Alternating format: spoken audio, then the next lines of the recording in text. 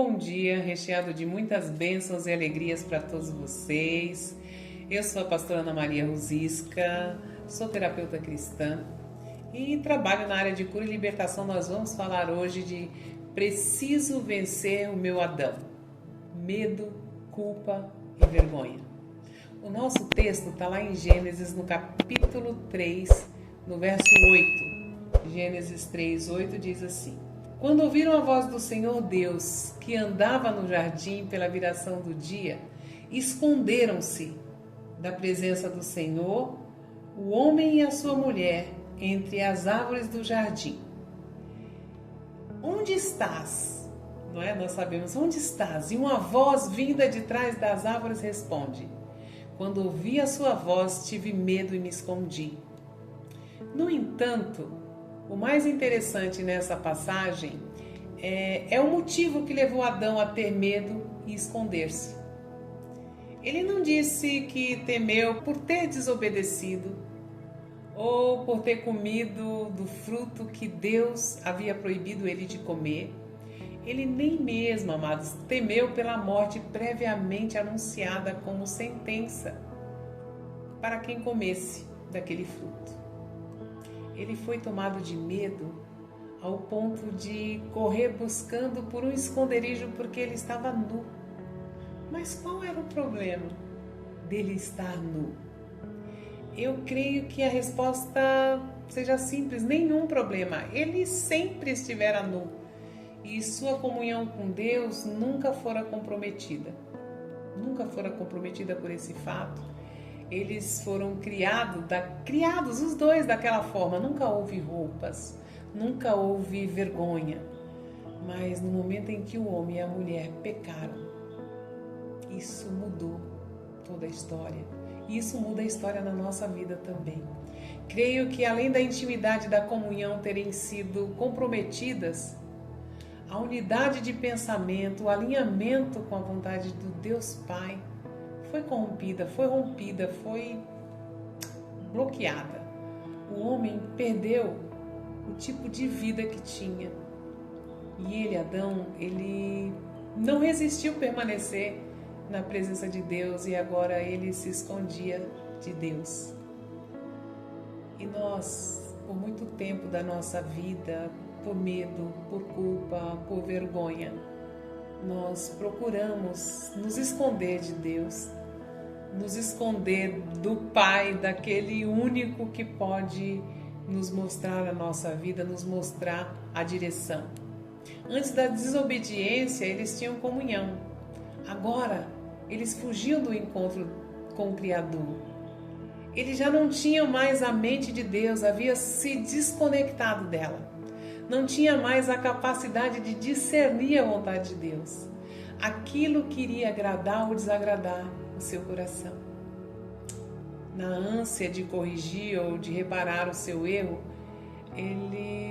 eles não tentaram confessar e clamar pelo perdão do Pai.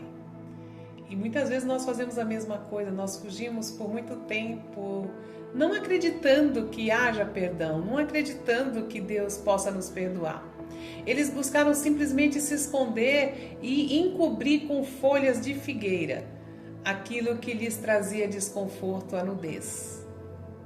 Com o que você tem coberto o seu desconforto? Como você tem tentado cobrir a sua nudez, aquilo que te deixa envergonhado? Você consegue identificar alguma situação em sua vida, em sua casa, no seu relacionamento em que você agiu da mesma forma? É muito mais fácil tirarmos o foco do verdadeiro problema e encontrarmos um bode expiatório, não é verdade? A gente acha quem culpar, a quem apontar o dedo, nos vitimizarmos muitas vezes, talvez outro culpado se faça necessário. Você vai buscar alguém que onde você possa jogar a sua culpa. Nós podemos culpar outras áreas de nossa vida. Nosso procedimento foi porque, e esse porquê tem tantas respostas, foi pelo que eu passei, foi porque eu não entendi direito, não importa. Onde o tratamento seja menos dolorido, é lá que nós queremos nos chegar. onde o nosso pecado pareça menos feio ou grave, a gente justifica, não sabia, eu não entendo. E eu acho interessante, tem um texto de Romano, quando ele chega na ilha, e eles eram, a Bíblia diz que eles eram pessoas que não conheciam nada de Deus, mas eles já sabiam o que era certo e o que é errado. Desde pequeno, quando você pega alguma coisa que não é sua, do teu amiguinho, quando você quebra, você sabe que está errado. Nós temos consciência do que é certo e do que é errado. O que parece menos feio é onde a gente se encosta. Como seria difícil corrigir o erro de ter comido daquele fruto e desobedecido a Deus? Por que era tão difícil? Porque tinha muitos frutos, muitos frutos. E eles poderiam comer de todos, só tinha um que não podia. Olha que interessante, só tinha um. Você pode escolher o teu cônjuge. Deus não escolheu. Eu acho muito interessante, eu creio no poder de Deus sobre isso. Deus me escolheu. Não, Deus não escolhe o seu cônjuge. Você escolhe o seu cônjuge. Você escolhe como gerar e educar os seus filhos. Como ganhar e gastar o teu dinheiro, não é verdade? Você decide, você escolhe, você se deixa levar por algumas situações. E como seria duro encarar a realidade de, mesmo depois de ser alertado com tanto amor e cuidado, ter escolhido a desobediência. E depois a gente diz, mas eu não sabia, mas eu não entendia. Nós sabemos o que é certo e o que é errado. Nós não entendemos muito das leis de Deus, de coisas pequenas. E é verdade que as consequências do pecado começavam a alcançar aquele casal e eles se esconderam. E quando o Senhor pergunta, você comeu do fruto? Ele diz, olha, assim como todos nós, muitas vezes fugimos da nossa responsabilidade. Eu não vou falar culpa, responsabilidade. Ele também fugiu. Ele disse, foi a mulher que o Senhor me deu, né? Focar sua culpa na nudez seria muito mais cômodo. Algumas folhas de parreira resolveriam o problema, não é? Se para o nosso desespero, o verdadeiro problema é sempre mais difícil de tratar, encarar a nossa nudez. É realmente um exercício terrível. Quem é você sem roupa? Como é que está você sem a roupa? A psicologia diria que tendemos a mascarar atitudes condenáveis e fazemos isso de forma inconsciente. Mais que isso, eu creio que muitas vezes temos uma verdadeira incapacidade de perceber o que está errado em nossas vidas, porque nós vamos cobrindo os erros, cobrindo as falhas, cobrindo atitudes pequenas que fazem um estrago enorme. Porque as atitudes pequenas, elas são...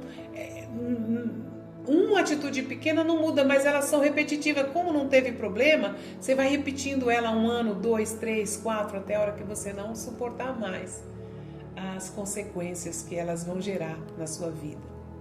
E Deus então nos pede a renovação da nossa mente. Ele pede que coloquemos o capacete da salvação. Mas lá com Adão, com a Eva, o que aconteceu?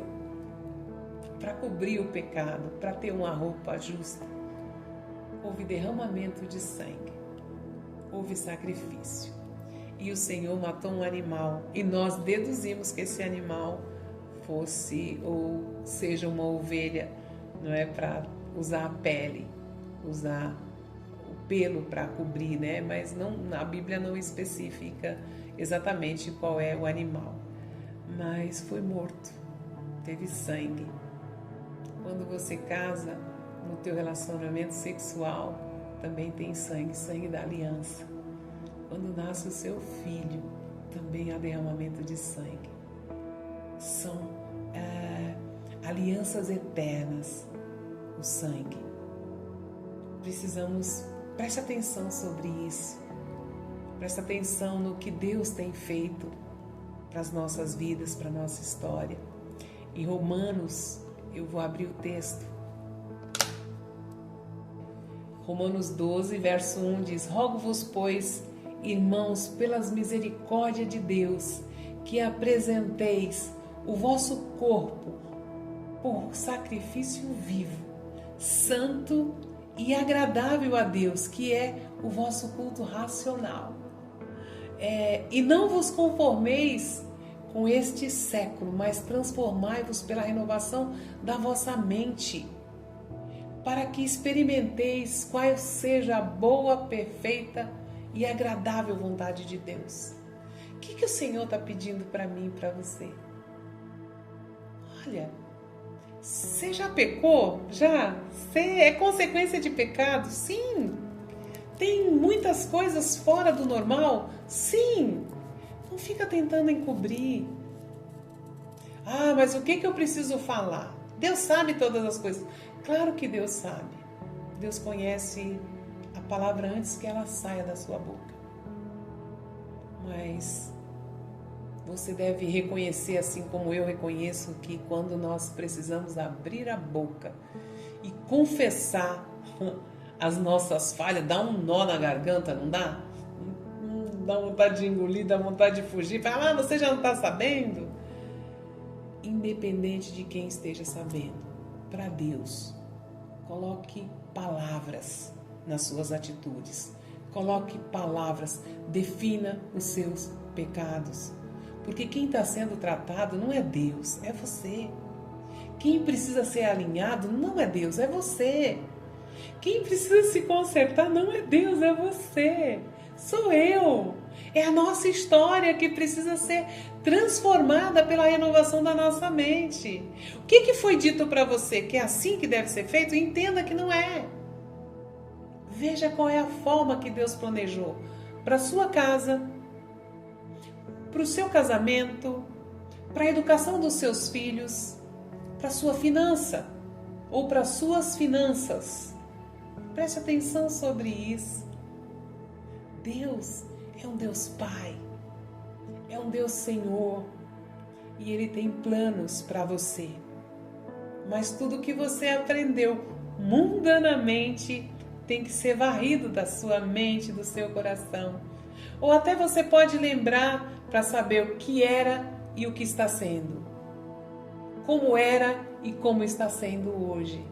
Pela ação de Deus, pelo projeto de Deus, por tudo que Deus colocou para a sua vida, para a sua casa, para a sua história, para a educação dos seus filhos. Ele é Deus. Lá em Efésios também está escrito que nós devemos provar sempre o que é agradável ao Senhor.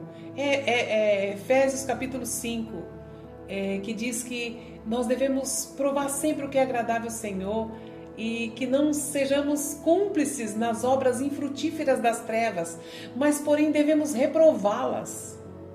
Amados, olha, quando nós entendemos que foi feita alguma coisa na nossa vida, na nossa história, que tem ligação com o reino das trevas, nós devemos reprová-las. E reprovar significa dizer não a elas. Não é fingir que elas não existiram.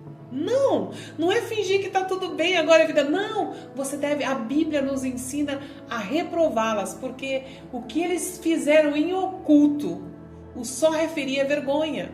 Efésios 5, acredito que a partir do verso 10 está falando isso. Então, tudo que foi feito em oculto, no reino das trevas, o só referia a vergonha.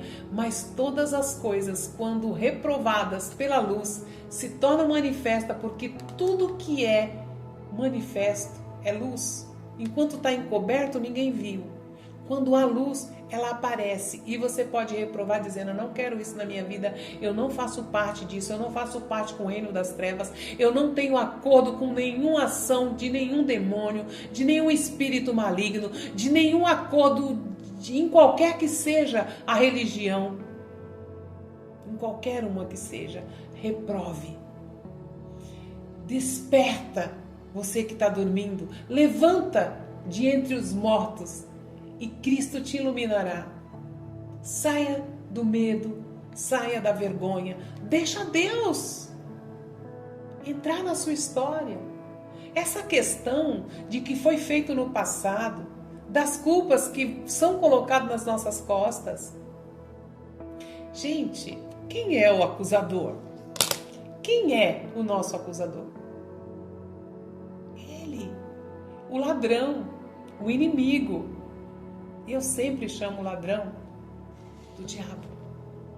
Ele é o ladrão que rouba não o nosso dinheiro, que rouba não as nossas posses, mas rouba os nossos sonhos, rouba os nossos projetos.